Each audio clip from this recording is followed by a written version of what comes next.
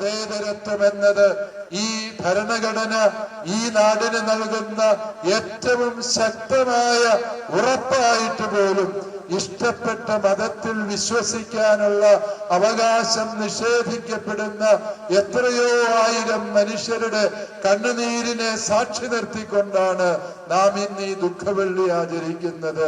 ജബൽപൂരിലാകട്ടെ, മണിപ്പൂരിലാകട്ടെ, അതല്ലെങ്കിൽ വർഷങ്ങൾക്ക് മുമ്പ് കണ്ടഹാറിലാകട്ടെ, എത്രയോ മിഷണറിമാര് സുവിശേഷത്തെ പ്രതി ക്രിസ്ത്യാനിയായതിന്റെ പേരിൽ പീഡ അനുഭവിക്കുന്നത് നാം കാണുന്നുണ്ട്. ഇത് നടക്കും. മനഃപൂർവ്വം ഇത് മാറ്റിവെച്ച് അത് തടസ്സപ്പെടുത്തുകയാണെന്നൊന്നും ഞാൻ ചിന്തിക്കുന്നില്ല. പക്ഷേ ഇതിനൊക്കെ ചിലപ്പോൾ സമയം, നിയമത്തിൻ്റെ വശങ്ങളൊക്കെ നോക്കുമ്പോൾ അതിന് സമയം വേണ്ട വരും.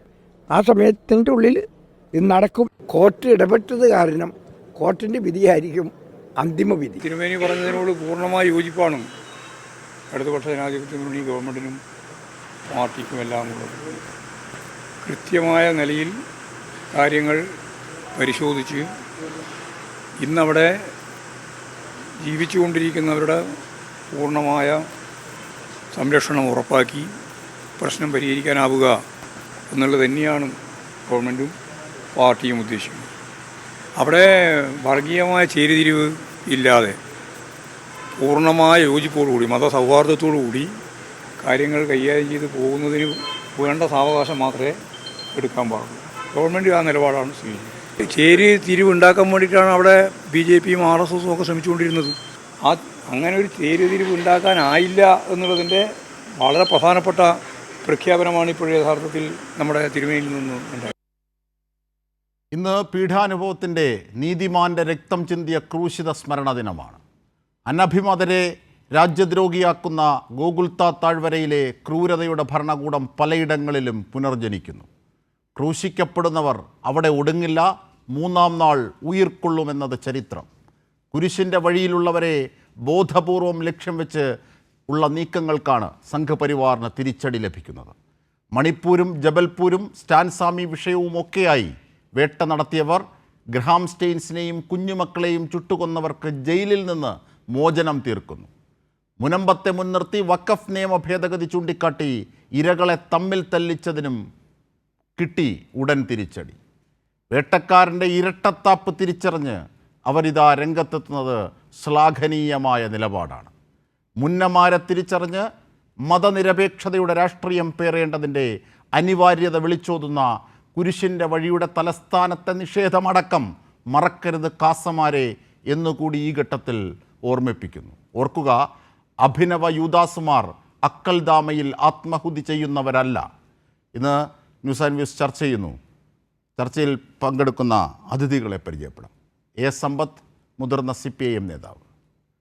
അഡ്വക്കേറ്റ് ജയസൂര്യൻ, BJP വക്താവ്. ഒപ്പം രാഷ്ട്രീയ നിരീക്ഷകൻ റജി ലൂക്കോസും. ആദ്യം BJP വക്താവും BJP നേതാവുമായ ശ്രീ അഡ്വക്കേറ്റ് ജയസൂര്യനിലേക്ക്. ശ്രീ ജയസൂര്യൻ, അതായത് വഖഫ് വിഷയത്തിലടക്കം തിരിച്ചടി ലഭിക്കുകയാണ്.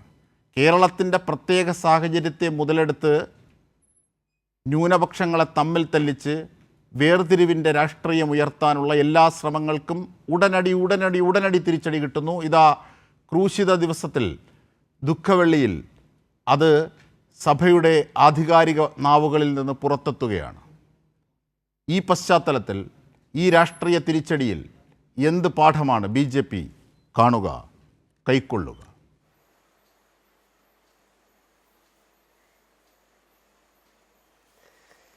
ഏതായാലും ഇങ്ങനെയുള്ള ആൾക്കാർക്ക് തിരിച്ചടി കിട്ടുന്നു എന്ന് പറയുന്നത് വളരെ സന്തോഷകരമാണ്. ആൾക്കാരെ ഭിന്നിപ്പിക്കുകയും അതിൻ്റെ പേരിൽ രാഷ്ട്രീയ മുതലെടുപ്പ് നടത്തുകയും ചെയ്യുന്ന ഇന്ത്യ മുന്നണിയിലെ ഘടകകക്ഷികളായ LDFനും UDFനും ശക്തമായ തിരിച്ചടിയാണ് കിട്ടിയിരിക്കുന്നത്. കാരണം അവരുടെ നിലപാടുകൾ എല്ലാ കാലത്തും വർഗീയ പ്രീണനത്തിൻ്റേത് മാത്രമായിരുന്നു. മതന്യൂനപക്ഷങ്ങളെ വോട്ട് ബാങ്കുകളായി മാത്രം കാണുകയും അങ്ങനെ കണ്ടുകൊണ്ട് രാഷ്ട്രീയം കളിക്കുകയും അവരുടെ അടിസ്ഥാനപരമായ ആവശ്യങ്ങളെ എല്ലാ കാലത്തും അവഗണിക്കുകയും ചെയ്ത LDF UDF മുന്നണികൾക്ക് കനത്ത തിരിച്ചടിയാണ് ഇപ്പോൾ കിട്ടിയിരിക്കുന്നത്. കേരളത്തിൻ്റെ രാഷ്ട്രീയ സാമുദായിക സാഹചര്യങ്ങളിൽ എന്താണ് സത്യമെന്ന് ഇപ്പോൾ ജനങ്ങൾ തിരിച്ചറിഞ്ഞിരിക്കുന്നു. അതുകൊണ്ട് തന്നെ കേന്ദ്രം കൊണ്ടുവന്ന വഖഫ് നിയമ ഭേദഗതിക്ക് കേരളത്തിലെ ഇടത് വലത് മുന്നണികൾ എതിരു നിന്നിട്ട് പോലും ഇവിടെ കേരളത്തിലെ സഭാ നേതൃത്വത്തിൻ്റെ സംസ്ഥാന നേതൃത്വവും അഖിലേന്ത്യാ നേതൃത്വവും ഒറ്റക്കെട്ടായി ആവശ്യപ്പെട്ടിട്ട് പോലും LDFിൻ്റെയും UDFിൻ്റെയും ഭാഗത്തുനിന്ന് യാതൊരു പിന്തുണയും കിട്ടിയില്ല. എന്നിട്ട് പോലും ആ പറയുന്ന നിയമ ഭേദഗതി പാർലമെൻറ്റ് പാസാക്കി. ഇപ്പോൾ അതിൻ്റെ നടപടിക്രമങ്ങളിലൂടെ ജനങ്ങളിലേക്ക് അതിൻ്റെ ഗുണഫലങ്ങൾ എത്താൻ പോവുകയാണ്. രാജ്യത്തിൻ്റെ ചരിത്രത്തിൽ 1995-ലും 2013-ലും കോൺഗ്രസ് പാർട്ടി ഈ രാജ്യത്തെ ഭരണഘടനയേക്കാൾ കോടതിയേക്കാൾ ഉയരത്തിൽ ഇസ്ലാമിക നിയമങ്ങൾക്ക് അനുവാദം കൊടുത്തപ്പോൾ, അധികാരം കൊടുത്തപ്പോൾ, തുല്യം ചാർത്തിയപ്പോൾ, ഭരണഘടന തിരുത്തിയപ്പോൾ അതിനെതിരെ ഇത്തരമൊരു തിരിച്ചടി ഉണ്ടാകുമെന്ന് കോൺഗ്രസ് പാർട്ടി ഒരിക്കലും ചിന്തിച്ചിട്ടുണ്ടാവില്ല. കേരളത്തിലെ വയനാട്ടിൽ നിന്ന് ജയിച്ച കോൺഗ്രസിൻ്റെ പരമോന്നത നേതാവ് അന്ന് സഭയിൽ പോലും എത്തിയില്ല. സഭയിൽ ഉണ്ടായിരുന്നിട്ടും രാഹുൽ ഗാന്ധി ഒരക്ഷരം മിണ്ടിയുമില്ല. കോൺഗ്രസ് പാർട്ടിക്ക് മുനമ്പം വിഷയത്തിൽ നിലപാട് എന്താണ് എന്ന് ചോദിച്ചാൽ അവർക്ക് നിലപാടും ഇല്ല. അതായത് മുനമ്പത്തെ ഭൂമി വഖഫ് ഭൂമി ആണോ എന്ന് ചോദിച്ചാൽ കോൺഗ്രസ്സിന് മറുപടി ഇല്ല. ആ കോൺഗ്രസ് കാണിച്ച കൊടും ചതി, ഈ രാജ്യത്തെ ജനങ്ങളോട് കാണിച്ച കൊടും ചതിക്കുള്ള പരിഹാരം ഇന്ത്യൻ പാർലമെൻറ്റ് ഇപ്പോൾ ചെയ്തിരിക്കുന്നു. ഇന്ത്യയിലെ ഭൂരിപക്ഷ പിന്തുണയുള്ള ഭരണകൂടം അത് നേടിയെടുത്തിരിക്കുന്നു. ഇനി ശാന്തിയുടെ നാളുകളിലേക്ക് പോകുവാനുള്ള സമയമായിരിക്കുന്നു എന്നുള്ളതാണ് ഈ നിമിഷത്തിൽ സന്തോഷകരമായി ഇന്നലത്തെ പരമോന്നത കോടതിയുടെ ഉത്തരവ് താങ്കൾ കണ്ടിരിക്കും. അതറിഞ്ഞിട്ടാണോ താങ്കൾ പറയുന്നത് എന്നതുകൂടി ഞാൻ താങ്കളുടെ ശ്രദ്ധയിലേക്ക് പെടുത്തുന്നു. 1. 2, ഇവിടെ തിരിച്ചടി ലഭിച്ചത് LDFിനും മതേതര ചേരിക്കുമല്ല. നോക്കൂ, ഇവിടെ 350 രൂപ റബ്ബറിന് വില നൽകിയാൽ BJPക്ക് വോട്ട് ചെയ്യാൻ തയ്യാറാണ് എന്ന് പറഞ്ഞ മതമേലധ്യക്ഷന്മാർ വരെ BJPക്കെതിരെ തിരിഞ്ഞിരിക്കുകയാണ്. തലശ്ശേരി ബിഷപ്പ് പാംപ്ലാനി പിതാവും കാലിക്കറ്റ് ആർച്ച് ബിഷപ്പ് ചെക്കാലക്കലും പറഞ്ഞ കാര്യങ്ങൾ BJPയുടെ രാഷ്ട്രീയം തിരിച്ചറിഞ്ഞ് അതിനെ എതിർക്കുന്നതാണ്. അതാണ് ഇന്ന് നമ്മൾ ന്യൂസ് ആൻഡ് വ്യൂസിൻ്റെ തുടക്കത്തിൽ തന്നെ അവരുടെ വാക്കുകൾ കാട്ടിയതും. ശ്രീ ജയസൂര്യൻ.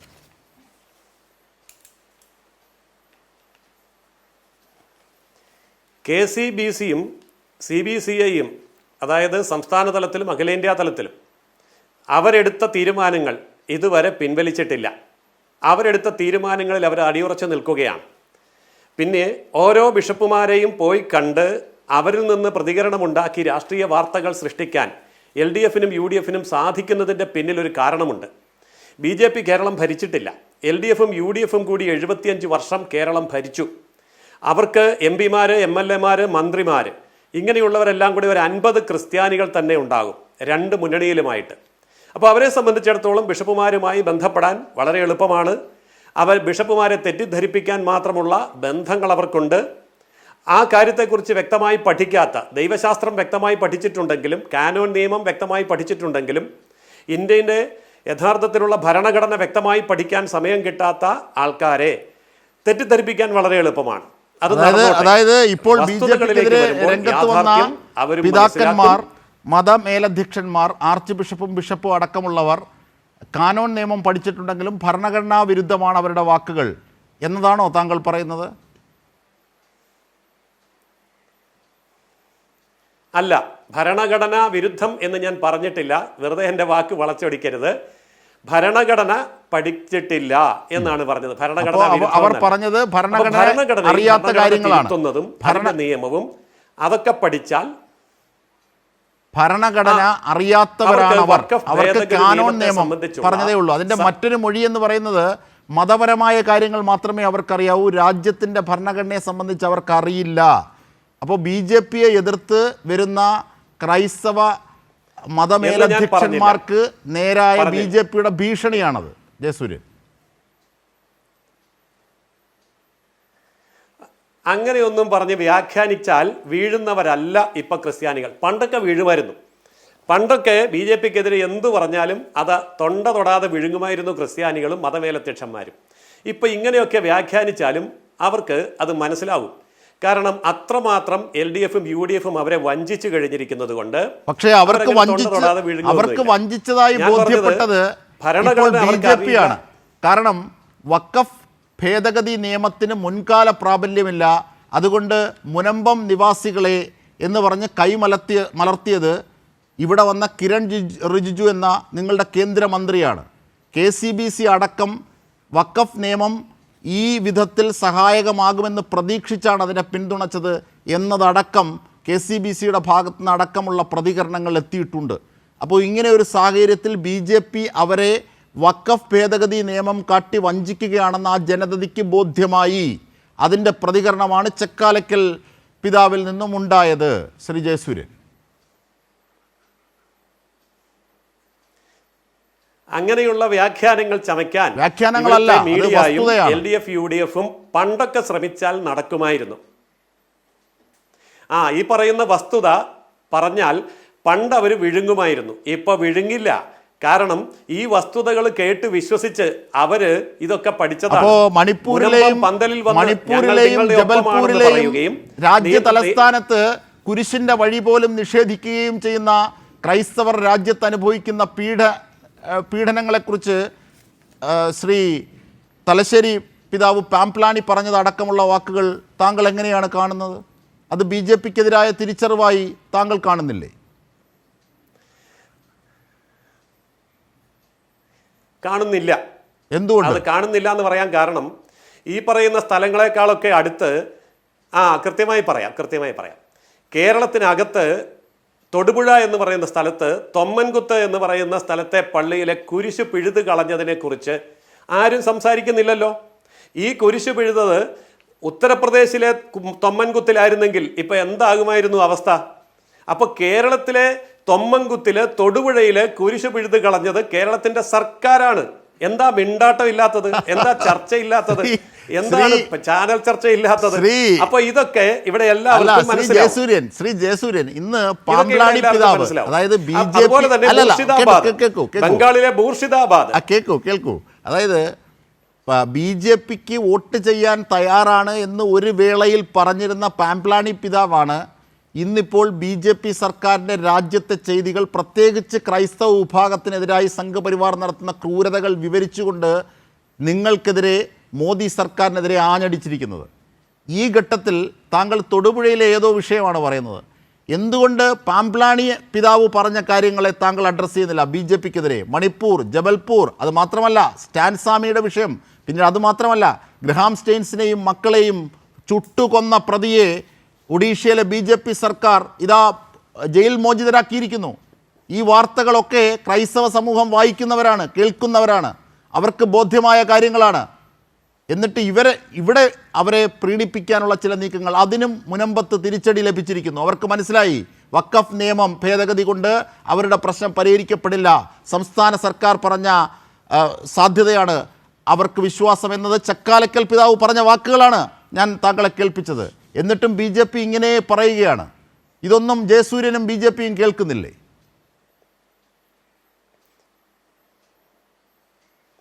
എല്ലാം കേൾക്കുന്നുണ്ട്. ഇപ്പോൾ പറഞ്ഞ ലിസ്റ്റിൻ്റെ കൂടെ ഒരു 10-15 സ്ഥലവും കൂടെ കൂട്ടിപ്പറഞ്ഞ് ആ ലിസ്റ്റ് എത്ര വലുതാക്കി വലിച്ചു നീട്ടി അവതരിപ്പിച്ചാലും പണ്ടൊക്കെ ക്രിസ്ത്യാനികൾ വീണു പോകുമായിരുന്നു. ഞാൻ നേരത്തെ പറഞ്ഞല്ലോ, കത്തോലിക്ക ബിഷപ്പുമാരുടെ സംസ്ഥാന സമിതിയും അഖിലേന്ത്യാ സമിതിയും പറഞ്ഞ വാക്കിൽ നിന്ന് പുറകോട്ട് പോയിട്ടില്ല. പിന്നെ ആ ബിഷപ്പ് അങ്ങനെ പറഞ്ഞതെന്താ, ഈ ബിഷപ്പ് ഇങ്ങനെ പറഞ്ഞതെന്താ എന്നുള്ളതിൻ്റെ ചോദ്യത്തിൻ്റെ ഉത്തരമാണ് ഞാൻ പറഞ്ഞത്. 75 വർഷമായിട്ട് ഈ ബിഷപ്പുമാരുടെ അടുത്ത് MLA, MP, മന്ത്രി എന്നുള്ള നിലയിൽ മുഖ്യമന്ത്രി പദത്തിൽ വരെ ഇരുന്ന ആൾക്കാർക്ക് നല്ല ബന്ധമുണ്ട്. ആ ബന്ധം വെച്ചിട്ട് അവർ ചെന്ന് ഓരോരുത്തരോട് സംസാരിക്കുമ്പോൾ നേരത്തെ അവരിൽ ചിലർ നേരത്തെ BJPയെ പിന്തുണച്ചതോ ഈ പാംപ്ലാനി പിതാവ് തന്നെ 350 രൂപ റബ്ബറിനാക്കിയാൽ BJPക്ക് വോട്ട് ചെയ്യാൻ തയ്യാറാണ് എന്ന് പരസ്യമായി പറഞ്ഞതോ, നിങ്ങൾ അരമനകൾ കയറിയിറങ്ങിയതോ, ആ ഘട്ടത്തിൽ അവരെ സ്വാധീനിക്കാൻ BJP അല്ലേ ശ്രമിച്ചത്? അപ്പോൾ നിങ്ങളുടെ സ്വാധീനത്തിന് വഴങ്ങിയാണോ അവർ അന്ന് അങ്ങനെ പറഞ്ഞത്? ഇപ്പോൾ മാറ്റിപ്പറയുമ്പോൾ മാത്രം എന്താ അവരുടെ സ്വാധീനത്തിൽപ്പെടുത്തുന്നത്?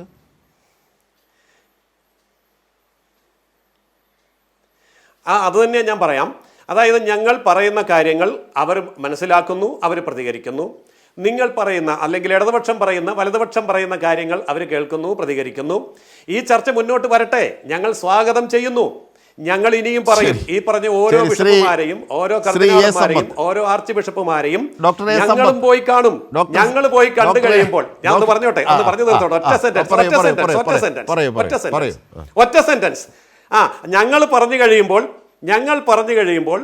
ഞങ്ങൾ ഇവരെ കണ്ടു കഴിയുമ്പോൾ അവരെന്തു പറയുമോ അന്ന് അതിനുള്ള മുൻകൂർ ജാമ്യം കൂടി എടുത്തു വെച്ചോളൂ.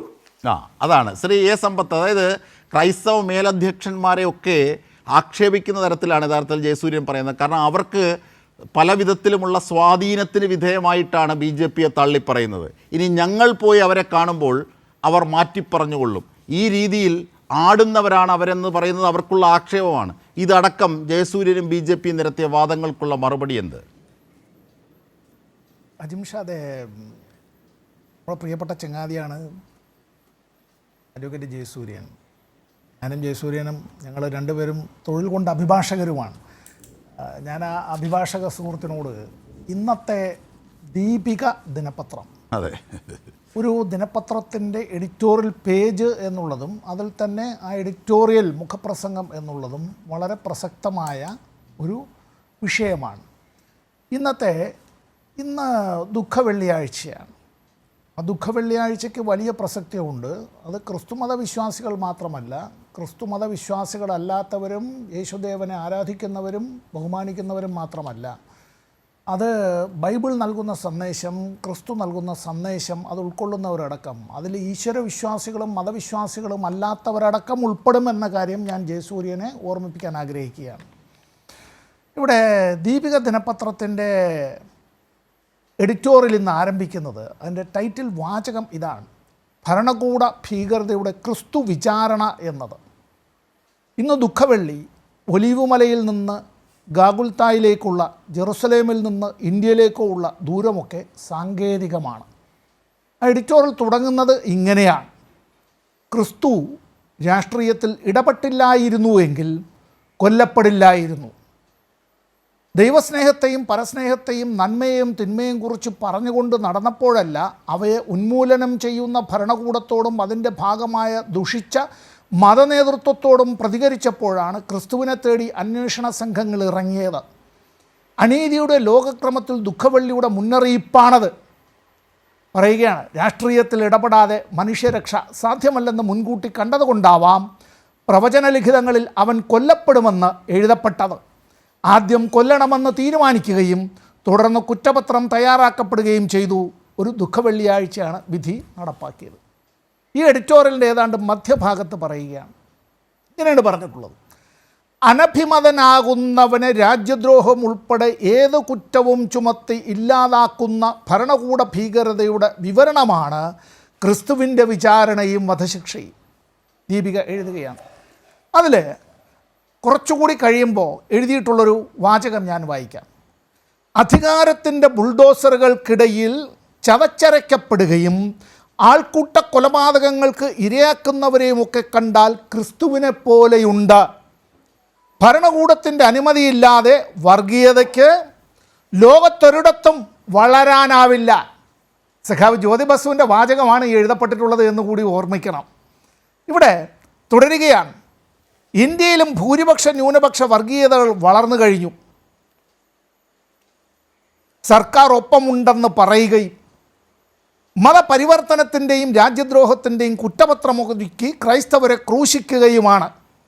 അപ്പോഴും ഒപ്പമുള്ള ഒറ്റുകാർ ഉത്തരേന്ത്യയിലേക്ക് നോക്കി ബറാബാസിനെ മോചിപ്പിക്കൂ, ക്രിസ്തുവിനെ ക്രൂശിക്കൂ എന്ന് ആർപ്പുവിളിയിലാണ്. ഇതേ കാഴ്ചകളാണ് അന്ന് ജെറുസലേമിൽ അരങ്ങേറിയത്. അനുവദിച്ചാലും ഇല്ലെങ്കിലും ഈ രാജ്യത്തെ ക്രൈസ്തവർ കുരിശിൻ്റെ വഴിയിലാണ്. ഉത്തരേന്ത്യയിൽ ക്രിസ്മസ്, ദുഃഖവെള്ളി, ഈസ്റ്റർ ആചരണങ്ങളൊക്കെ മുടക്കുന്ന വർഗീയ സംഘടനകളുടെ കയ്യിലുള്ളത് ഡൽഹിയിൽ നിന്ന് എത്തിച്ച വാറണ്ടുകളാണ്. ഒലിവുമലയിൽ നിന്ന് ഗാഗുൽത്തായിലേക്കുള്ള, ജെറുസലേമിൽ നിന്ന് ഇന്ത്യയിലേക്കുള്ള ദൂരമൊക്കെ സാങ്കേതികമാണ്. ഒഡീഷയിലും ആസാമിലും യുപിയിലും മധ്യപ്രദേശിലും ഛത്തീസ്ഗഡിലും മണിപ്പൂരിലുമുള്ള ക്രൈസ്തവരും കാണ്ടമാലിലെ രക്തസാക്ഷികളും ഒഡീഷയിൽ ജീവനോടെ ചുട്ടുകൊല്ലപ്പെട്ട ഗ്രഹാം സ്റ്റെയിൻസും പിഞ്ചുകുഞ്ഞുങ്ങളും ആദിവാസികൾക്കിടയിൽ പ്രവർത്തിച്ചതിന് കള്ളത്തെളിവുകളിലൂടെ വേട്ടയാടപ്പെട്ട ഫാദർ സ്റ്റാൻ സ്വാമിയും വ്യാജ മതപരിവർത്തന കേസിലായ സന്യസ്തരുമൊക്കെ ആ ദൂരം അളന്നവരാണ്. ഇത് എഡിറ്റോറിയലാണ്. ഈ എഡിറ്റോറിയൽ പേജിൽ നിശബ്ദതയുടെ ദിനം എന്ന ഒരു തലക്കെട്ടിൽ archbishop Mar Kurian Mathew Vayalinkal apostolic nuncio, ചിലിയിലെ അപ്പോസ്തലിക് നൂൻഷോയാണ്, അദ്ദേഹത്തിൻ്റെതായ ലേഖനത്തിലെ ഒരു വാചകം, അപമാനത്തിൻ്റെ ചിഹ്നമായിരുന്ന കുരിശിനെ മഹത്വത്തിൻ്റെ ചിഹ്നമാക്കി മാറ്റിയ ക്രിസ്തുവിന് മാത്രമേ മനുഷ്യൻ്റെ ജീവിത സാഹചര്യങ്ങളെ മാറ്റിമറിക്കാൻ കഴിയുകയുള്ളൂ. അവിടെ അതിൽ അദ്ദേഹം വീണ്ടും പറയുന്നുണ്ട്. ഇപ്പോൾ ഈ എഡിറ്റോറിയൽ പറഞ്ഞിട്ടുള്ള ചില കാര്യങ്ങൾ അവിടെ പറഞ്ഞിട്ടുള്ളത് ഞാൻ ആവർത്തിക്കുന്നില്ല. ഇനി പ്രിയപ്പെട്ട ജയസൂര്യൻ പറഞ്ഞതിന് മറുപടി ഞാനായി പറയുന്നതിനേക്കാൾ നല്ലത്, നമ്മൾ രാഷ്ട്രീയക്കാരാണല്ലോ, ജയസൂര്യൻ BJPയും ഞാൻ CPM ആണല്ലോ. ദീപിക ദിനപത്രത്തിൻ്റെ 2ാമത്തെ പേജിൽ എല്ലാ എഡിഷനിലും വന്നിട്ടുള്ളതാണ്. മുനമ്പം പ്രശ്നം പരിഹരിക്കാൻ മുഖ്യമന്ത്രിയുമായി ചർച്ച നടത്തും arch bishop doctor Varghese Chakkalakkal. അദ്ദേഹം ഇതിനകത്ത് എഴുതിയിരിക്കുകയാണ്. അദ്ദേഹത്തിൻ്റെ പ്രസ്താവന ദീപികയാണ് കൊടുത്തത്, ദേശാഭിമാനിയല്ല, ജനയുഗമല്ല, തെറ്റിദ്ധരിക്കരുത്. മുനമ്പം പ്രശ്നം എങ്ങനെയും പരിഹരിക്കണമെന്നാണ് മുഖ്യമന്ത്രിയുടെ താല്പര്യമെന്ന് KV തോമസ് അറിയിച്ചിട്ടുണ്ട്. അതിനുവേണ്ടി മുഖ്യമന്ത്രിയെ പോയി കാണാമെന്നും പറഞ്ഞിട്ടുണ്ട്. അദ്ദേഹം പറയുകയാണ് ഇവിടെ ഈ പറഞ്ഞിട്ടുള്ളതിൽ അദ്ദേഹം മുനമ്പം വിഷയത്തിൽ ജാതിയുടെയും മതത്തിൻ്റെയും പേരിൽ കലഹിക്കുകയല്ല, എല്ലാവരും ഒരുമിച്ച് നിൽക്കുകയാണ് വേണ്ടതെന്ന് ആർച്ച് ബിഷപ്പ് പറഞ്ഞു. ജയസൂര്യൻ ഉൾപ്പെടെയുള്ള BJPക്കാർ എങ്ങനെയാണ് ഇതിനെ കൈകാര്യം ചെയ്യാൻ ആഗ്രഹിക്കുന്നത്? വർഗീയമായി അല്ലേ? ഇത് ക്രിസ്ത്യാനികളുടെ മാത്രം വിഷയമാണ് ജയസൂര്യൻ? അല്ല. ഒരുപക്ഷെ താങ്കളും ഞാനും അടക്കമുള്ളവരുടെ അകന്ന ബന്ധുക്കളടക്കം അവിടെ ഉണ്ട്. ആ 603 കുടുംബങ്ങളിൽ ചില കുടുംബങ്ങളിൽപ്പെട്ടവർ ഞാൻ ഉൾപ്പെടെയുള്ളവരുടെ അകന്ന ബന്ധത്തിൽപ്പെട്ടവരാണ് എന്ന് പറഞ്ഞാൽ നിങ്ങൾക്ക് മറ്റൊന്നും തോന്നരുത്. ഇതൊരു മതപരമായ വിഷയമല്ല, സാമുദായികമായ വിഷയമല്ല, അത് നിയമപരമായി പരിഹരിക്കേണ്ടുന്നതായ ഒരു വിഷയമാണ്. ഇവിടെ ഇക്കാര്യത്തിൽ ഇദ്ദേഹം പറഞ്ഞൊരു കാര്യം ഞാൻ ഇതുകൂടി പറഞ്ഞങ്ങ് നിർത്താം ഇപ്പോൾ, കാരണം ഇത് കഴിഞ്ഞിട്ട് തൊട്ടടുത്ത് റജി ലൂക്കോസ് പറയണമല്ലോ. ആർച്ച് ബിഷപ്പ് പറഞ്ഞതാണ്, അന്നത്തെ സാഹചര്യത്തിൽ അവൈലബിൾ മെത്രാന്മാർ എടുത്ത തീരുമാനമാണത്. ഏതാ? വഖഫ് നിയമ ഭേദഗതിക്ക് KCBC പിന്തുണ നൽകിയത്. അതിനെ സംബന്ധിച്ചാണ് അദ്ദേഹം പറയുന്നത്. ഇദ്ദേഹം പറയാണ്, വഖഫ് നിയമം ഭേദഗതി വന്നാൽ പ്രശ്നം പരിഹരിക്കപ്പെടുമെന്ന് കരുതി, എന്നാൽ നിയമത്തിന് മുൻകാല പ്രാബല്യം ഇല്ലെന്നാണ് കേന്ദ്രമന്ത്രി, എൻ്റെ ഭാഷയിൽ യൂണിയൻ സഹമന്ത്രി റിജ്ജു പറയുന്നത്. എല്ലാവരും ചേർന്ന് പ്രശ്നം പരിഹരിക്കുമെന്നാണ് പ്രതീക്ഷ. ഇവിടെ ഇത്തരമൊരു കാര്യത്തെ സംബന്ധിച്ച് BJP നേതാക്കൾ മുമ്പ് പറഞ്ഞത്, ഞാൻ ഉൾപ്പെടെ പങ്കെടുത്ത പല ചർച്ചകളിലും BJP നേതാക്കൾ പറഞ്ഞത്, ഇതാ ഈ ഭേദഗതി നിയമം, വഖഫ് ഭേദഗതി നിയമം പാസ്സാക്കപ്പെടുന്നതോടുകൂടി മുനമ്പം ഉൾപ്പെടെയുള്ള എല്ലാ വിഷയങ്ങളും ഇതോടുകൂടി ശാശ്വതമായി പരിഹരിക്കപ്പെടുന്നു എന്നാണ്. അവിടെയുള്ള പാവപ്പെട്ട ജനങ്ങളോടൊക്കെ, ഏത് മനുഷ്യനെ സംബന്ധിച്ചും അവരുടെ ജീവിതം, ജീവൻ, പാർപ്പിടം, കുടുംബം അതെല്ലാം ഏറ്റവും വിലപ്പെട്ടതാണ്. അപ്പോൾ വൈകാരികമായ തരത്തിൽ അടുപ്പമുള്ളതാണ് നമ്മളെല്ലാം ജനിച്ചു വളർന്ന, നമ്മളെല്ലാം അങ്ങനെ ജീവിക്കുന്ന ഭൂമിയും ഭവനവുമെല്ലാം. അവരെല്ലാം പറഞ്ഞ് പറ്റിക്കുക എന്ന് പറയുന്നത് വഞ്ചനയുടെ ലാഞ്ചന പോലുമില്ലാതെ നഞ്ചുകലക്കി അങ്ങനെ നിഷ്കളങ്കരായ മനുഷ്യർക്ക് ഇങ്ങനെ ഈ പാനപാത്രത്തിൽ അങ്ങനെ ഈ നഞ്ചുകലക്കി നൽകുകയുണ്ടല്ലോ, അതുപോലെയല്ലേ BJP ചെയ്തത്? ഇത് വാസ്തവത്തിൽ അക്ഷന്തവ്യമായ അപരാധമല്ലേ? ഇവിടെ ഏതെങ്കിലും വിധത്തിലുള്ള മതത്തിൻ്റെ പേരിലല്ല. ഞാൻ ഇത് ഒറ്റ മിനിറ്റ് കൊണ്ട് പറഞ്ഞു തീർക്കാം.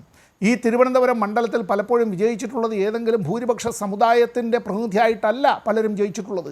ആദ്യത്തെ പാർലമെൻറ്റ് തെരഞ്ഞെടുപ്പിൽ വിജയിച്ച മഹതിയുടെ പേര് ആനി മസ്ക്രീൻ എന്നാണ്. അഭിഭാഷകയായിരുന്നു, എന്നെ ജയസൂര്യനും പോലെ. ആ ആനി മസ്ക്രീൻ അമ്മ ജയിക്കുമ്പോൾ അറിയേണ്ടതായ കാര്യം, കോൺഗ്രസിൻ്റെ, ഇൻ്റർനാഷണൽ കോൺഗ്രസിൻ്റെ നേതാവായിരുന്നു അവർ. അന്നത്തെ തിരുവനന്തപുരം മണ്ഡലത്തിൻ്റെ സാമുദായിക ഘടന എങ്ങനെയാണ് ജയസൂര്യൻ? അവർ ദാക്ഷാണി വേലായുധനോടൊപ്പം, അമ്മു സ്വാമിനാഥനോടൊപ്പം, അന്ന് 15 വനിതകൾ ഉണ്ടായിരുന്ന നമ്മുടെ ഈ ഭരണഘടനാ നിർമ്മാണ സമിതിയിൽ 15 വനിതകളിൽ 3 പേർ മലയാളികളായിരുന്നു, അതിലുണ്ടായിരുന്നവരാണ്. EMS നമ്പൂതിരിപ്പാട് വിജയിച്ചതെല്ലാം നമ്പൂതിരിമാർക്ക് ഭൂരിപക്ഷമുള്ള മണ്ഡലത്തിലാണ് എന്നാണോ ധാരണ? അങ്ങനെ അല്ലല്ലോ. അപ്പോൾ അത്തരത്തിലുള്ള കാര്യങ്ങളല്ല. രാഷ്ട്രീയം വ്യത്യസ്തമാണ്, മതപരമായ കാര്യങ്ങൾ വ്യത്യസ്തമാണ്. അത് കൂട്ടിക്കുഴയ്ക്കാനായി ചില ആളുകൾ ആഗ്രഹിക്കുന്നുണ്ട്. മതത്തെ രാഷ്ട്രീയമായി കൂട്ടിക്കുഴച്ച് സാമുദായികമായ ധ്രുവീകരണം ഉണ്ടാക്കാൻ ശ്രമിക്കുന്നത് അത് BJPയുടേതായിട്ടുള്ള രാഷ്ട്രീയ തന്ത്രമാണ്. ആ രാഷ്ട്രീയ തന്ത്രത്തിൽ വീണുപോകാതെ, അത്തരത്തിൽ മലയാളികൾ അങ്ങനെ വീണുപോകാതെ തന്നെ അവർ മുന്നോട്ട് പോകാൻ ആഗ്രഹിക്കുന്നവരാണ്. രാഷ്ട്രീയവും മതപരമായ വിശ്വാസങ്ങൾ മതപരമായ വിശ്വാസവും തീർച്ചയായും ദൈവത്തിനുള്ളത് ദൈവത്തിനും സീസറിനുള്ളത് സീസർ ആവട്ടെ, അങ്ങനെ തന്നെ ആയിരിക്കട്ടെ. തീർച്ചയായും. റജി ലൂക്കോസ്, നോക്കൂ, ഇവിടെ കാണേണ്ട ഏറ്റവും വലിയ പ്രത്യേകത ഈ വിഷപാനപാത്രവുമായി അല്ലെങ്കിൽ നഞ്ച് നിറച്ച പാത്രവുമായി എത്തിയ പാത്രത്തെ അവർ തിരിച്ചറിഞ്ഞു, അത് കൈകൊണ്ട് തട്ടിക്കളയുന്നു. ശ്ലാഘനീയമല്ലേ അത് ഏതെങ്കിലും സമ്മർദ്ദത്തിനും മറ്റും വഴങ്ങിയിട്ടാണോ? LDFും ഈ സംസ്ഥാന സർക്കാരും കേരള സർക്കാരും 3 നാവ് കൊണ്ട് 100 തവണ പറഞ്ഞ കാര്യങ്ങളിലേക്ക് തന്നെയല്ലേ ആ സമൂഹവും അവരെ പ്രതിനിധീകരിച്ചെത്തുന്നവരുമൊക്കെ ഇപ്പോൾ എത്തിച്ചേരുന്നത്?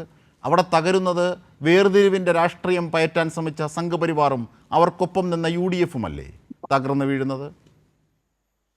അജിംഷാദെ, എന്റെ ബഹുമാനപ്പെട്ട സുഹൃത്ത് അഡ്വക്കേറ്റ് ജയസൂര്യൻ CBSIയുടെ ഓഫീസിലോ അല്ലെ ഏതെങ്കിലും ബിഷപ്പ് ഹൗസിൽ ഇരുന്നാണ് ചർച്ച ചെയ്യണമെന്ന് പങ്കെടുക്കുന്ന എനിക്ക് സംശയമുണ്ട്. കാരണം അദ്ദേഹം കത്തോലിക്ക സഭയുടെയും പിന്നെ കത്തോലിക്ക ബിഷപ്പ് കോൺഫറൻസിന്റെയും വക്താവിനെ പോലെ സംസാരിക്കുന്നത്. കത്തോലിക്ക സമൂഹവും ക്രിസ്ത്യാനികളും ഇന്ന് വിചാരധാരയിൽ എഴുതി വെച്ചിരിക്കുന്ന ക്രിസ്ത്യൻ കമ്മ്യൂണിറ്റിയെ ഇന്ത്യയിൽ നിന്ന് ആട്ടി ഓടിക്കണം എന്ന കാര്യങ്ങൾ നടത്തിക്കൊണ്ടിരിക്കുന്ന സംഘപരിവാറിന്റെയും BJPയുടെയും ഒരു വക്താവിനെ കത്തോലിക്ക സഭയുടെ വക്താവ് എന്ന രീതിയിൽ അവതരിപ്പിക്കാൻ മാത്രം മൊണ്ണകളല്ല ക്രിസ്ത്യാനികൾ കത്തോലിക്കൽ എന്നുള്ളത് ബഹുമാനപ്പെട്ട ജയസൂര്യനെ ഞാൻ ആദ്യം ഓർപ്പിക്കട്ടെ. കത്തോലിക്ക സഭയുടെ അച്ചാരവും അട്ടിപ്പേറും ഈ കാവിധാരികൾക്ക് നൽകിയിട്ടില്ല.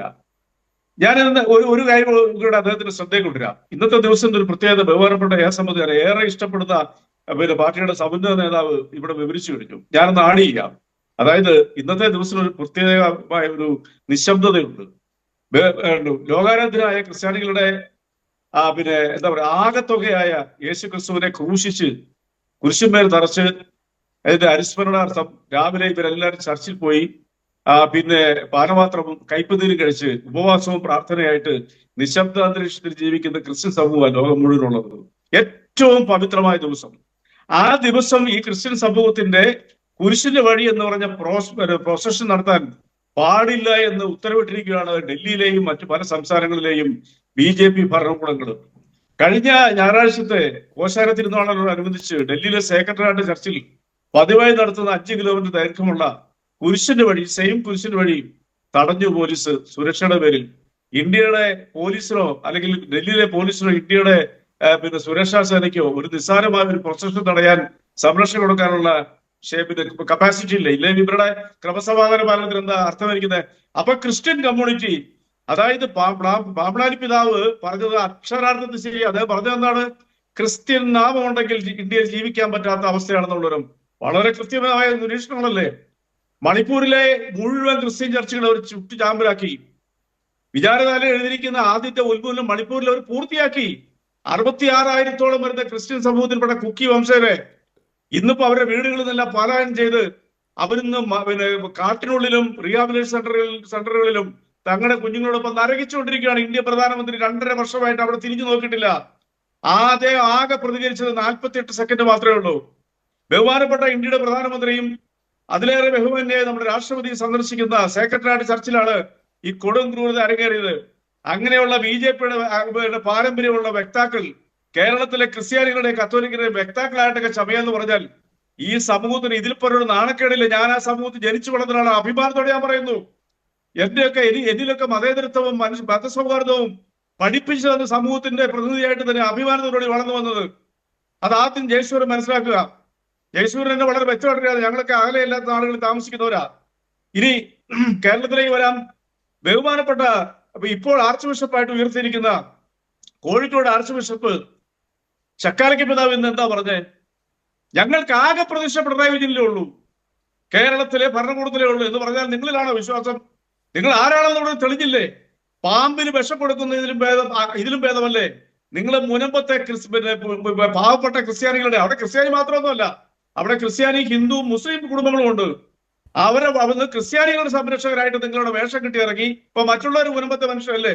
നിങ്ങൾ അവിടെ വന്ന് ആ സമരം ഹൈജാക്ക് ചെയ്ത് ഞങ്ങളാണ് രക്ഷകരെന്ന് പറഞ്ഞു പോയ നിങ്ങൾ ഈ പറയുന്ന ഇപ്പോൾ ബഹുമാനപ്പെട്ട ജയസൂര്യൻ ഇവിടെ അവകാശപ്പെട്ട പൊള്ളയായ വാഗ്ദാനങ്ങള് ലോകസഭയിൽ അവതരിപ്പിച്ചപ്പോൾ ബഹുമാനപ്പെട്ട ജോൺ ബ്രിട്ടാസിന്റെ ചോദ്യത്തിന് മറുപടിയായിട്ട് കേന്ദ്ര ന്യൂനപക്ഷകാര്യ മന്ത്രി ബഹുമാനപ്പെട്ട കിരൺ റിജിജു പറഞ്ഞത് എന്താണെന്നറിയോ?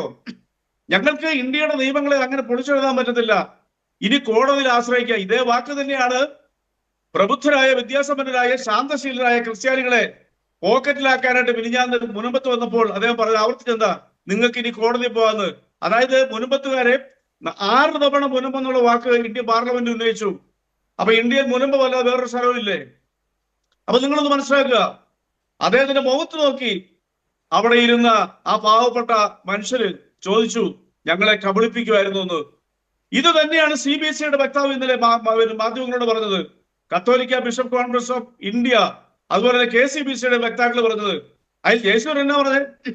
കത്തോലിക്ക സഭ നിഷേധിച്ചിട്ടില്ല, അവരാരും പറഞ്ഞിട്ടുള്ളത്. കത്തോലിക്ക സഭയുടെ അച്ചാരം അങ്ങേ ഏൽപ്പിച്ചിട്ടുണ്ടോ? ആൺകുട്ടികളുണ്ട് കത്തോലിക്ക സഭയ്ക്ക് വേണ്ടി മറുപടി പറയാൻ. പിന്നെ ഈ കാണുന്നവരെ വഴിയാ പോകുന്നവരെ ഒന്നും വക്താക്കളായിട്ട് ഈ കത്തോലിക്ക സമൂഹം വെക്കത്തില്ല. ഏതെങ്കിലും നക്കാപ്പിച്ച മേടിക്കുന്ന അങ്ങ് മലബാറിലോ എവിടെയെങ്കിലും ഗുദാമിലിടുന്നുണ്ട് ഞാൻ കത്തോലിക്കലാന്ന് പറഞ്ഞുകൊണ്ട് വേഷം കെട്ടി വരുന്നവരൊന്നും കത്തോലിക്ക സഭയുടെ വക്താക്കളില്ല. നിങ്ങൾ ആദ്യം മനസ്സിലാക്കുക. ഞാൻ പോലും ആ സഭയുടെ വക്താക്കളില്ല. പക്ഷെ അഭിമാനത്തോടുകൂടി എനിക്ക് പറയാൻ കഴിയും. നിങ്ങൾ ആദ്യം മനസ്സിലാക്കുക, നിങ്ങൾ എന്താണ് ചെയ്തിരിക്കുന്നത്, ഈ രാജ്യത്തിനോട് ചെയ്തിരിക്കുന്ന ദ്രോഹം എന്താണ്. ഈ രാജ്യത്തിന് വലിയ സംഭാവന നൽകിയിട്ടുള്ള ഒരു മുസ്ലിം സമുദായത്തിനെയും നിശബ്ദമായിട്ട് ഈ രാജ്യത്തിന് മുക്കിലും മൂലയിലും ആതുര സേവന രംഗത്തും വിദ്യാഭ്യാസ രംഗത്തിലും ഗ്രാമീണ ഉദ്ധാരണത്തിലും സേവനം ചെയ്ത് ബ്രിട്ടീഷുകാരുടെ ഭരണകാലത്ത് പോലെ സേവനം ചെയ്ത ക്രിസ്ത്യൻ കമ്മ്യൂണിറ്റിയെയും തമ്മിൽ ഭിന്നിപ്പിച്ച് മുതലെടുത്ത് എന്താ പറയാ ആടുകളെ പോലെ മുട്ടനാടുകളെ കൂട്ടിയിടിപ്പിക്കുന്നവരെ ഇടിപ്പിച്ചാൽ കേരളത്തിലേക്ക് ഇന്ത്യയിലെ ക്രിസ്ത്യാനികളെ നിങ്ങൾ പോക്കറ്റിലാക്കാതാണ് നിങ്ങൾ കരുതിയിരിക്കുന്നത്. നിങ്ങൾക്ക് ലജ്ജയില്ലേ? നിങ്ങൾക്ക് ലജ്ജ? നിങ്ങളെ പോലെ കബളിപ്പിക്കപ്പെടുന്ന വഞ്ചിക്കുന്ന ഒരു രാഷ്ട്രീയ പ്രസ്ഥാനം ഇന്ത്യയിലുണ്ടോ? എന്തുകൊണ്ടാണ് നിങ്ങളുടെ നിയമമന്ത്രി അവിടെ വന്ന് നാണം കെട്ട് പോയത്? എന്തുകൊണ്ടാ? അദ്ദേഹത്തിന് തുറന്നു പറഞ്ഞില്ലേ, വി ആർ ഹെൽപ്ലെസ്, നിങ്ങൾക്ക് ഇനി കോടതി പോകാന്ന്. ട്രിബ്യൂണൽ തീരേണ്ട വിഷയങ്ങള് ഇനി അവിടെ നിന്ന് ആരെങ്കിലും എതിർത്തിട്ടുണ്ട്, നിങ്ങൾ സുപ്രീം കോടതി പോകണം ഈ പാവങ്ങളുടെ അവകാശങ്ങൾ നേടിയെടുക്കാൻ. അത് അവർ അവകാശപ്പെട്ടതാണെന്നുണ്ടെങ്കിൽ കേരളത്തിലെ ഏതെങ്കിലും ഔദ്യോഗിക ഒരു മുസ്ലിം സംഘടന ഈ പാവങ്ങൾക്കെതിരെ സംസാരിച്ചായിട്ട് ബഹുമാനപ്പെട്ട ജയസൂര്യന് പറയാൻ പറ്റുമോ? അവരെല്ലാം മനുഷ്യർക്കൊപ്പം സാങ്കേതികതയുടെ പ്രശ്നങ്ങൾ പരിഹരിക്കാൻ കേരളത്തിലെ ഗവൺമെന്റ് കേന്ദ്ര സർക്കാരിന്റെ അധികാരത്തിലാണെങ്കിൽ പോലും ആ ജനങ്ങൾക്കൊപ്പം നിന്നതിന്റെ പ്രതിഫലനമാണ് ഇന്ന് ചക്കാലയ്ക്ക് പിതാവ് പറഞ്ഞത്. ഇനി തിരുവനന്തപുരത്ത് ആർച്ച് ബിഷപ്പ് മാർ ക്ലിമീസ് പിതാവിൽ നിന്ന് എന്താ പറഞ്ഞേ? ക്രിസ്ത്യാനികൾ കരുതിയിരിക്കണം.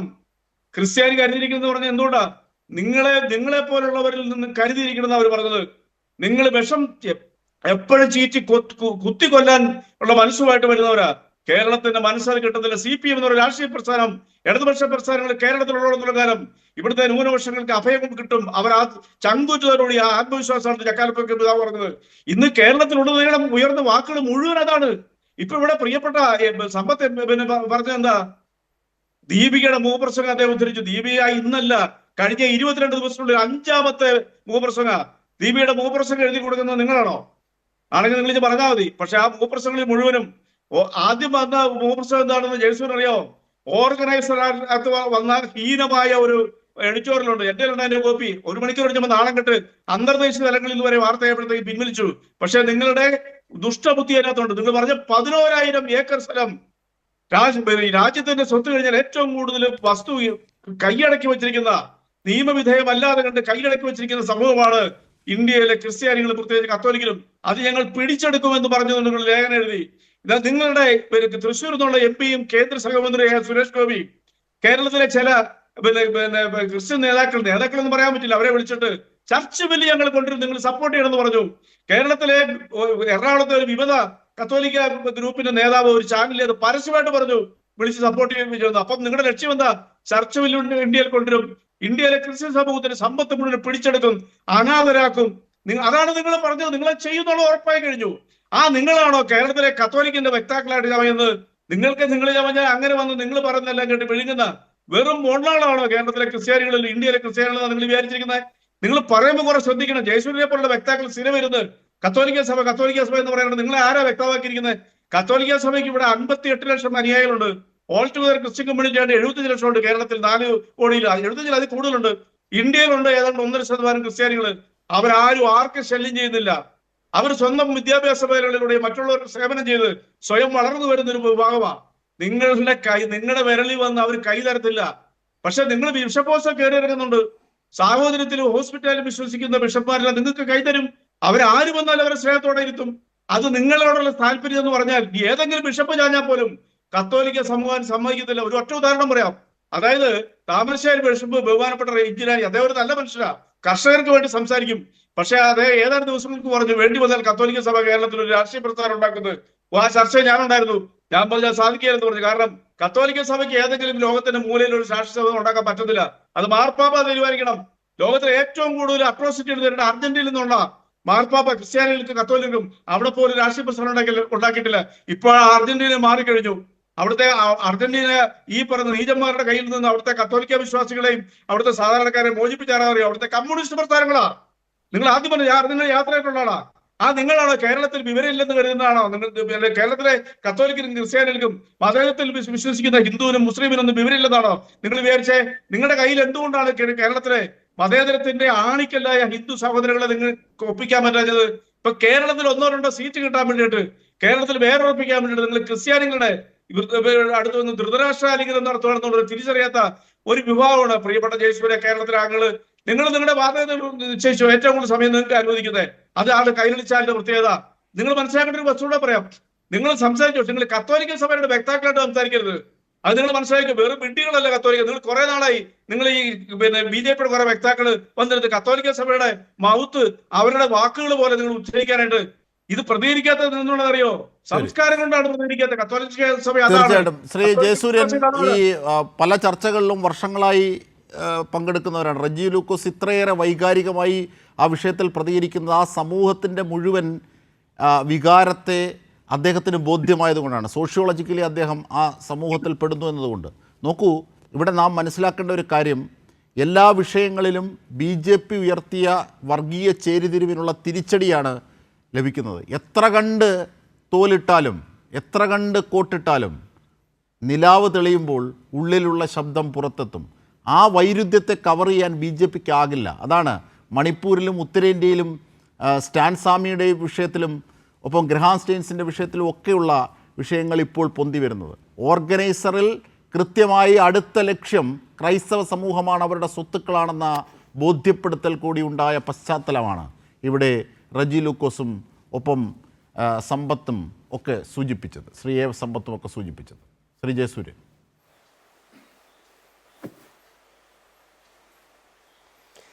ശ്രീ റജി ലൂക്കോസും അതുപോലെ തന്നെ എ സമ്പത്തുമൊക്കെ സംസാരിക്കുമ്പോൾ ഞാനത് അത്ഭുതത്തോടു കൂടി തന്നെയാണ് കേട്ടുകൊണ്ട് ഇരുന്നത്.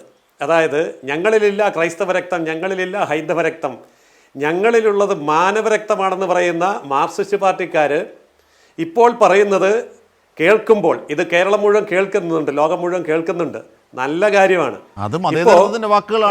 CPM-ന്റെ അകത്തുള്ളത് എന്ത് രക്തമാണ്? അതായത് എ സമ്പത്തിന്റെ റജി ലൂക്കോസിന്റെ രക്തം എന്ത് രക്തമാണ് എന്നും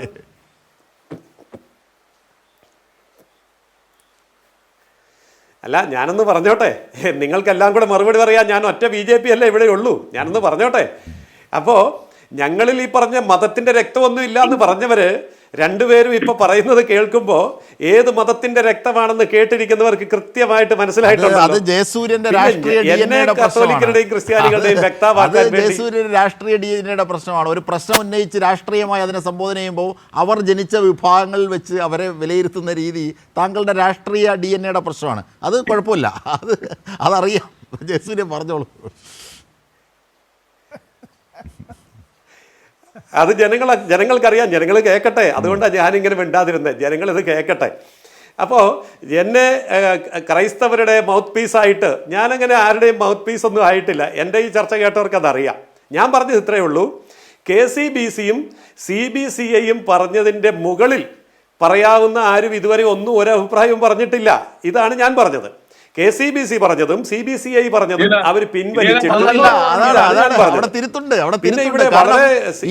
ഈ BJP സർക്കാരിനെ വിശ്വസിച്ച്, അല്ലെങ്കിൽ ഇപ്പോഴത്തെ മോദി സർക്കാരിനെ വിശ്വസിച്ച് ഈ മുനമ്പം പ്രശ്നം അടക്കമുള്ളവയിൽ വഖഫ് ഭേദഗതി നിയമം പരിഹാരമാകുമെന്ന് കരുതിയാണ് പിന്തുണച്ചത് ആ ഘട്ടത്തിൽ. അതിൻ്റെ അർത്ഥം ഇപ്പോൾ അങ്ങനെയല്ല എന്ന് കിരൺ റിജ്ജു അടക്കം പറഞ്ഞ ഘട്ടത്തിൽ അങ്ങനെയല്ല, അത് ചതിക്കപ്പെട്ടതാണെന്ന് അവർക്ക് ബോധ്യമായെന്നതാണ്. അത് തിരുത്തി പറഞ്ഞു. അതാണ് റജി ലൂക്കോസ് സൂചിപ്പിച്ച കാര്യം.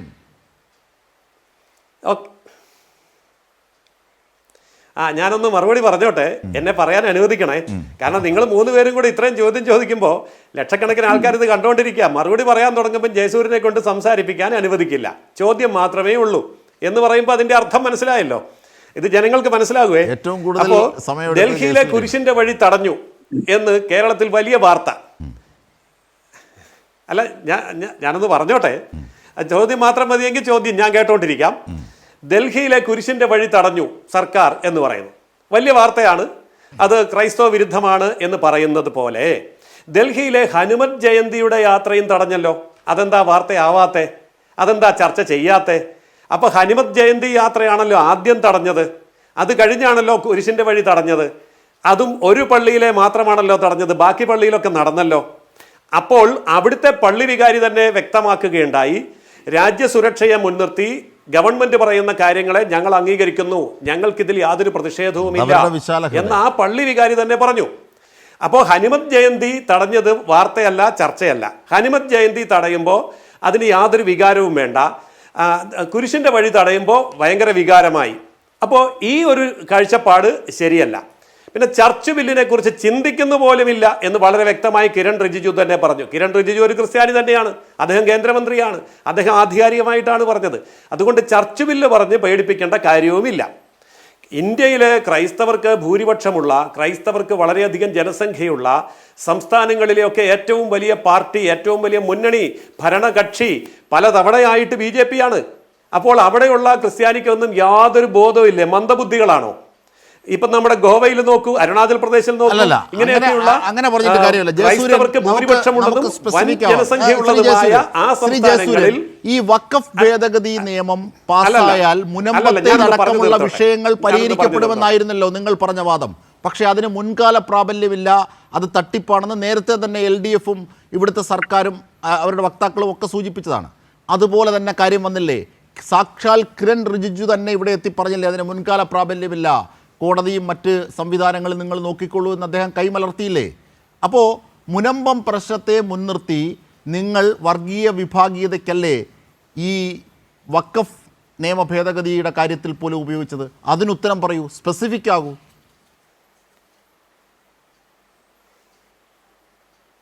ഞാൻ സ്പെസിഫിക് ആകാം, തടസ്സപ്പെടുത്തരുത്. ഞാൻ ചോദിക്കട്ടെ, ഇത് കൈരളി ചാനലാണ്, എൻ്റെ എതിർവശത്തിരിക്കുന്ന 3 CPM-കാരാണ്, ഞാൻ ഒറ്റ BJP ആണ്, കേട്ടോണ്ടിരിക്കുന്നവർ പലരുമാണ്. എനിക്ക് മറുപടി ഉണ്ട്. ഞാൻ 10 കൊല്ലമായി ചാനലിൽ വന്നിരിക്കാൻ തുടങ്ങിയിട്ട് എനിക്ക് മറുപടി ഉണ്ട്. ഞാൻ പഠിച്ചിട്ടാണ് വന്നിരിക്കുന്നത്. അതുകൊണ്ട് പറയാൻ സമ്മതിക്കാതെ തടസ്സപ്പെടുത്താനാണ് ഉദ്ദേശമെങ്കിൽ നിങ്ങൾ തടസ്സപ്പെടുത്തിക്കോന്നേ.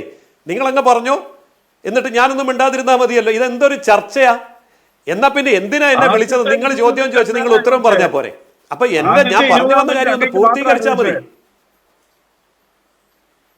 ജയസൂര്യൻ, താങ്കൾ സമയം കളയാതെ ചോദിച്ച വാദത്തിന് എന്നാ ഇനി ഞാൻ മിണ്ടണ്ടേ? അത് മതിയോ? അല്ല, ബാക്കിയൊന്നും വേണ്ടേ?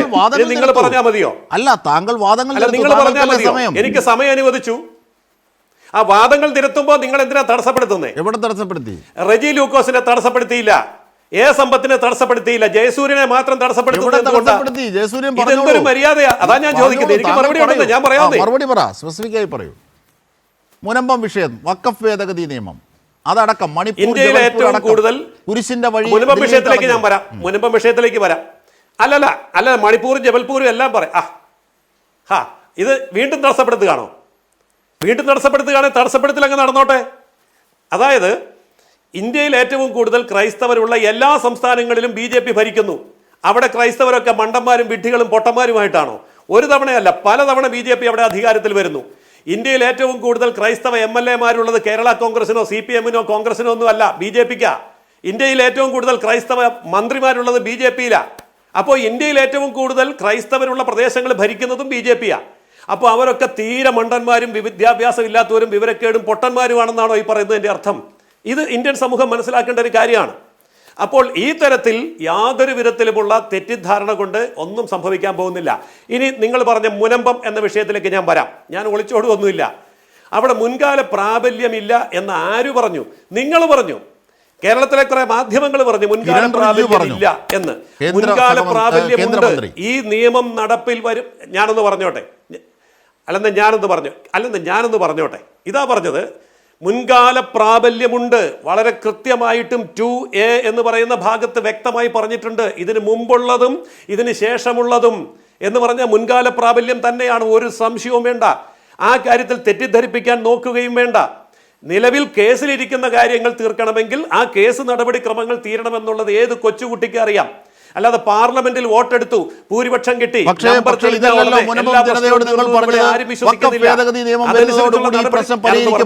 എന്നല്ലേ പറഞ്ഞിരുന്നത്? പക്ഷേ കിരൺ റിജിജു വന്ന് പറയുന്നു ഇനി കോടതിയും അതിന്റെ നിയമവശങ്ങളിലേക്ക് പോകും, മുൻകാല പ്രാബല്യമില്ലെന്ന്. ഞാനൊന്ന് പറഞ്ഞോട്ടെ. അതായത് ഒരു കേന്ദ്രം ഒരു നിയമം ഉണ്ടാക്കി കഴിഞ്ഞാൽ സമ്പത്തിനൊക്കെ അറിയാം, അദ്ദേഹം MP ആയിരുന്നയാളാ, അദ്ദേഹത്തിന് അറിയാം. ഒരു ബില്ല് പാസ്സായി കഴിഞ്ഞാൽ അത് നിയമമാകുമ്പോൾ അതിന് ചട്ടങ്ങൾ ഉണ്ടാക്കണം. ആ ചട്ടങ്ങൾ ഉണ്ടാക്കിയതിന് ശേഷമാണ് അത് നടപ്പിൽ വരുത്തുന്നത്. ആ ചട്ടങ്ങൾ ഉണ്ടാക്കാൻ വേണ്ടി 2-3 ആഴ്ച സമയമെടുത്തു പറഞ്ഞു. ആ ചട്ടങ്ങൾ ഉണ്ടാക്കി അത് നടപ്പിലാക്കാൻ വേണ്ടി പറഞ്ഞത് ഈ മുനമ്പം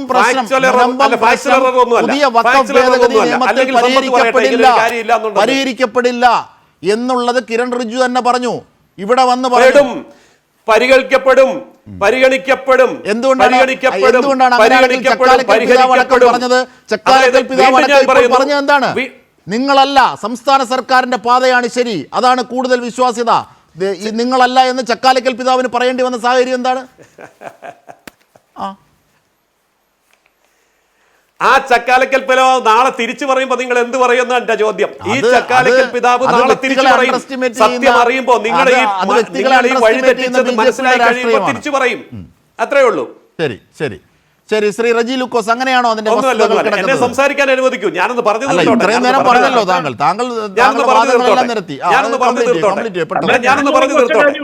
അല്ല, താങ്കൾ ഈ ചോദ്യം ചോദിച്ച് മാത്രം പോയാൽ പോരല്ലോ. അല്ല, താങ്കൾ ചോദ്യം ചോദിച്ച് മാത്രം പോയാൽ പോരല്ലോ. ചോദ്യം ചോദിക്കാനാണ് ചോദ്യം ചോദിക്കാൻ മാത്രമല്ല മറുപടി മുനമ്പം വിഷയം വഖഫ് ഭേദഗതി നിയമത്തോടുകൂടി പരിഹരിക്കപ്പെടും എന്നാണല്ലേ താങ്കൾ പറഞ്ഞത്? ശരി ശരി. അത് ഒരു മിനിറ്റ് എനിക്ക് തരാമോ? ഒരു മിനിറ്റ് തരാം. പറയൂ. ഒറ്റ മിനിറ്റ്.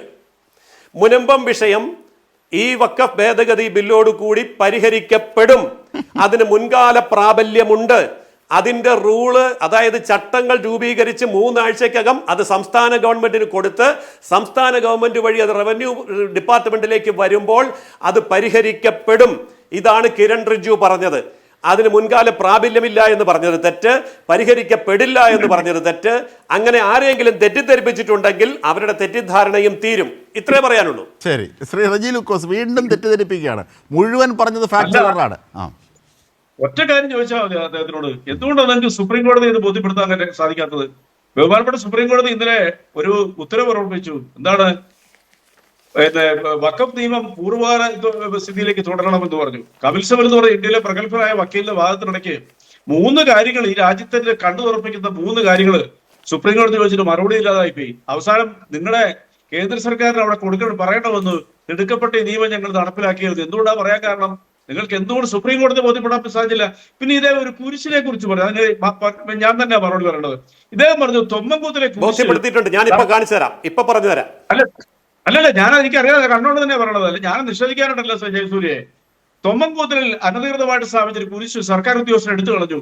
അവരങ്ങോട്ട് കുരിശ് അതിന് നിങ്ങൾ തന്നെ വേദനിക്കുന്നത്. ഇവിടെ പാഞ്ചാലിമയുടെ അപ്പുറത്ത് ഒരു അനധികൃതമായിട്ട് കയ്യേറിയ ഒരു സൂസൈഡ് തട്ടിപ്പുകാരൻ, അയാളിൽ അന്വേഷണ ഏജൻസികൾ കൈവച്ചപ്പോൾ കളക്ടർ സ്റ്റേ ഓർഡർ കൊടുത്തപ്പോൾ അതിൽ നിന്ന് രക്ഷപ്പെടാനായിട്ട് യേശുക്രിസ്തുവിന്റെ പരിവാമനെ കുരിശിനെ ദുരുപയോഗം കുരിശ് താട്ടി അവിടെ പൊളിച്ച് ദൂരം കളഞ്ഞു. ഏതെങ്കിലും ക്രിസ്ത്യാനിയുടെ ഹൃദയം തകർന്നായിട്ട് നിങ്ങൾക്ക് പറയാൻ പറ്റുമോ? ക്രിസ്ത്യാനി അങ്ങനെ കുരിശ് നടത്തി വിശ്വസിക്കുന്നവരല്ല. ലോകത്ത് കത്തോലിക്കര് തന്നെ ഉണ്ട് 195 കോടി.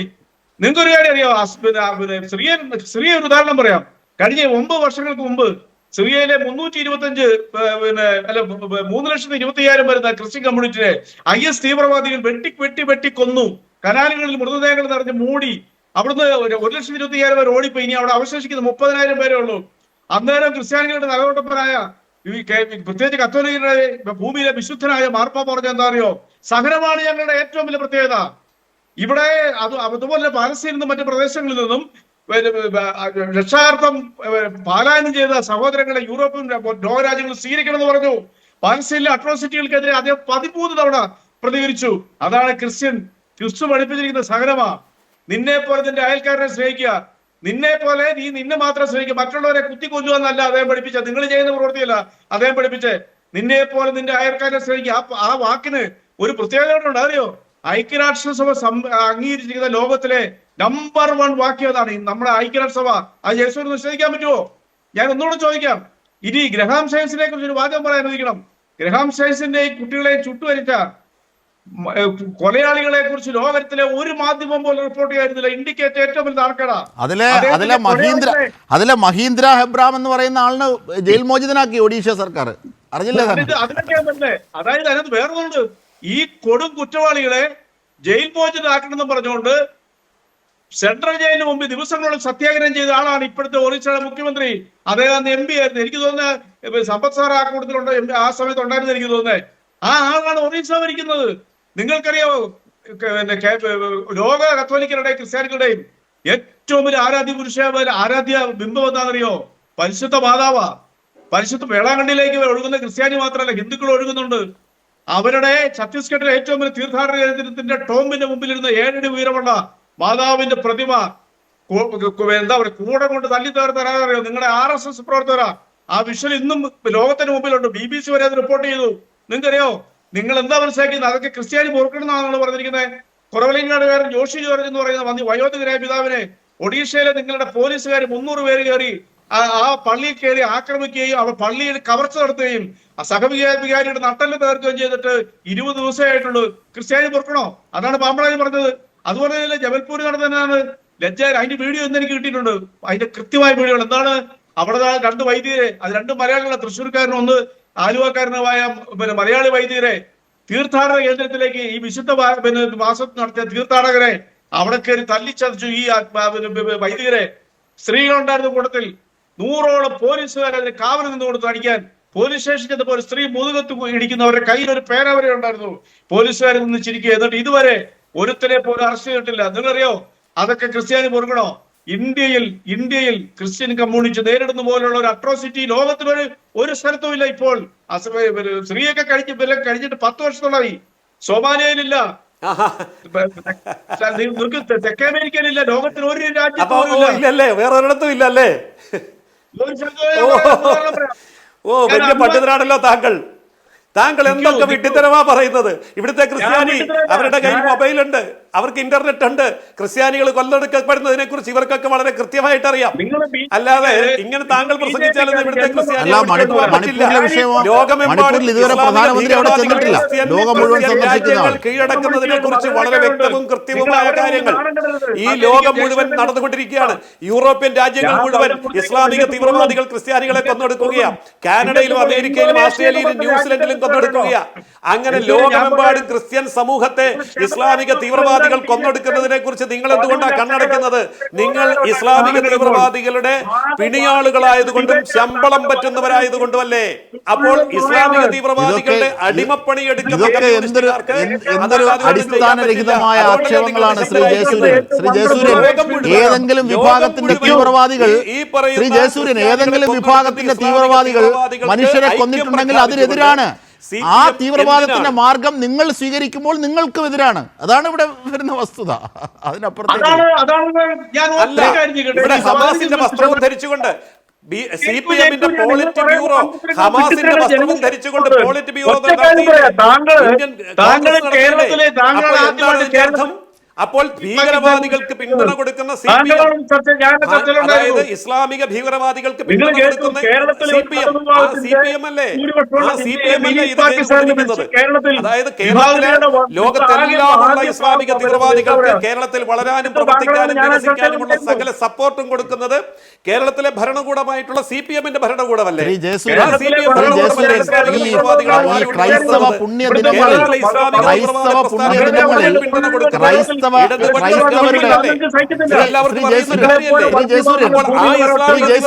ക്രൈസ്തവരെ ലോകം മുഴുവൻ കൊന്നൊടുക്കുന്നത്. താങ്കൾക്ക് പലസ്തീൻ ജനതയെയും ഒക്കെ കുറിച്ച് അറിഞ്ഞുകൂടാത്തത് കൊണ്ടാണ്. അതായത് യാസർ അറാഫത്ത് എന്ന് പറയുന്ന നേതാവ് ജീവിച്ചിരിക്കുന്ന ഘട്ടത്തിൽ ഈ പള്ളികളിൽ, അതായത് ചർച്ചുകളിൽ ഉള്ള വിശുദ്ധ ദിനങ്ങളിൽ അവർ പോയി പരസ്പരം ഒന്നിച്ചിരിക്കുമായിരുന്നു.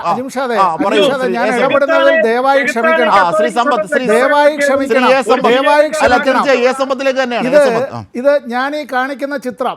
ഇത് നമ്മുടെ പ്രേക്ഷകർക്കെല്ലാം കാണാൻ കഴിയും. ഈ ബഹുമാന്യനായ വ്യക്തിയുടെ പേര് ശ്രീ അടൽ ബിഹാരി വാജ്പേയി എന്നാണ്. അഡ്വക്കേറ്റ് ജയസൂര്യൻ്റെ നേതാവാണ്. നമ്മുടെ രാഷ്ട്രത്തിൻ്റെ പ്രധാനമന്ത്രിയായിരുന്നു.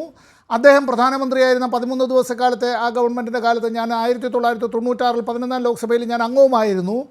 തന്നെ എതിർത്ത് സംസാരിക്കുന്ന, തൻ്റെ രാഷ്ട്രീയത്തെ എതിർത്ത് വർത്തമാനം പറയുന്നവരോടടക്കം സ്നേഹവും ബഹുമാനവും പ്രതിപക്ഷ ബഹുമാനം അത്തരത്തിൽ കാണിച്ചിരുന്ന അപൂർവം വ്യക്തിത്വങ്ങളിൽ ഒരാളാണ്. ഇത്തരത്തിലുള്ള ഈ വ്യക്തികളൊക്കെ തന്നെ BJP-യിൽ ഇപ്പോൾ ഏതാണ്ട് നിലവിലില്ല.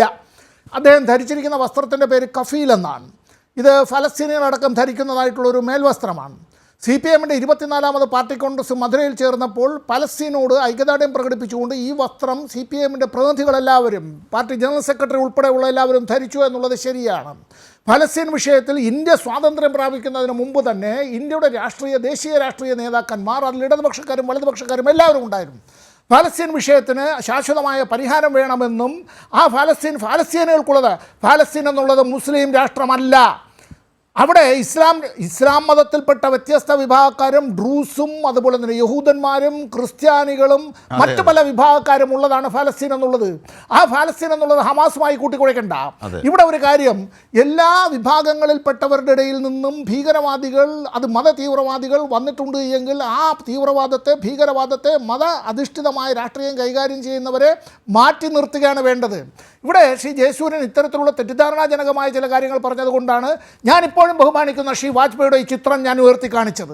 ഒരു കാര്യം മനസ്സിലാക്കാനുള്ളത്, ഇവിടെ ഈ വിഷയത്തെ നമ്മൾ പരിഹരിക്കേണ്ടത് ശാശ്വതമായിട്ടാണ്. മുനമ്പം വിഷയത്തെ അതിനെ വഖഫ് ഭേദഗതി നിയമവുമായി ബന്ധപ്പെടുത്തി നിങ്ങൾ പറയുമ്പോൾ, ഇന്നലെ ഇതിപ്പോൾ സുപ്രീം കോടതിയിൽ നിലവിലുള്ള ഒരു ഹർജി, അതിൻ്റെ കേസ് ഏതാണ്ട് 75-ലധികം ഹർജിക്കാരവിടെ ഉണ്ട്, കൂടുതൽ കക്ഷിക്കാരവിടെ വരും. ഇനിയിപ്പോൾ അതൊരു വ്യക്തിയുടെ പേരിലായിരിക്കില്ല ഈ കേസ് അറിയപ്പെടുക എന്ന് ബഹുമാനപ്പെട്ട സുപ്രീം കോടതി പറഞ്ഞിട്ടുണ്ട്. വഖഫ് ഭേദഗതി നിയമം എന്നുള്ള പേരിലായിരിക്കും കേസ് വരാൻ പോകുന്നത്. നമ്മളിനി പിന്നീട് കുട്ടികൾ പഠിക്കാൻ പോകുന്നത്. ഇത് സംബന്ധിച്ചുള്ളതിൽ ഇന്നലെ യൂണിയൻ ഗവൺമെൻറ്റിനോട് ബഹുമാനപ്പെട്ട സുപ്രീം കോടതി 3 ചോദ്യങ്ങളാണ് ചോദിച്ചത്. ആ 3 ചോദ്യങ്ങൾ ചോദിച്ചു കഴിയുമ്പോഴും ഇടക്കാല ഉത്തരം എന്താണ്? ഒന്ന്, തൽസ്ഥിതി തുടരും. തൽസ്ഥിതി ഏതാ?